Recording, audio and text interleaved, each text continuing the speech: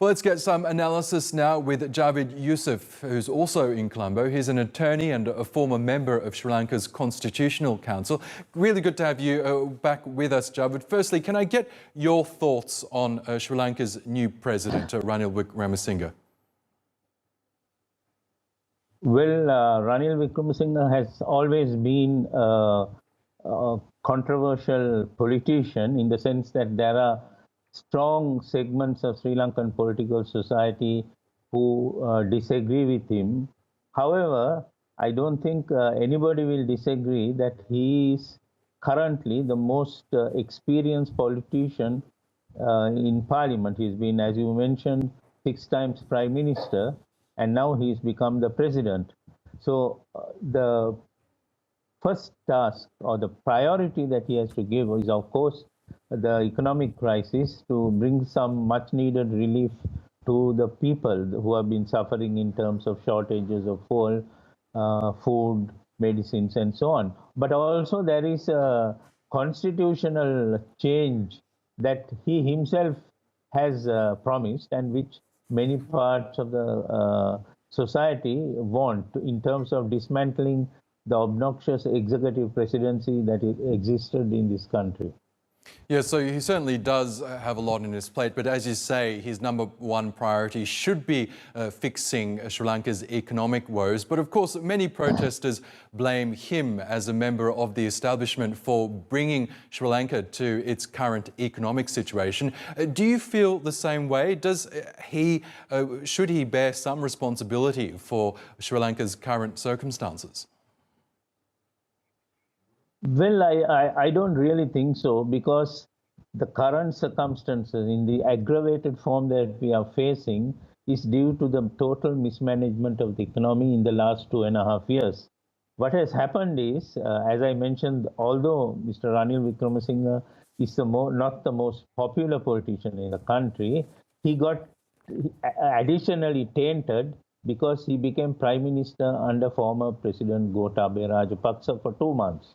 And all the hatred and venom and disappointment or resentment that the public had with regard to President Gotabaya Rajapaksa also touched him. And that is why I think most of the protesters also are saying that they will not accept him as a president.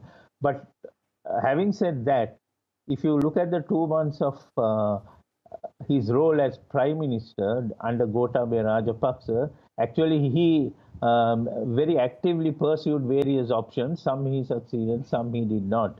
But he turned President Gotabaya Rajapaksa, showed him in poor light, because Ranil Wickremesinghe did many things which President Gotabaya did not seem to be doing. So I think the challenge is there for Mr. Ranil Wickremesinghe, both in terms of the public protests and also the difficult economic situation. But in terms of his capabilities and experience, I don't think there's many people who can match him. And his life of politics has marked him as a politician who brings a professional approach to his politics. Okay. So that may stand him in good stead.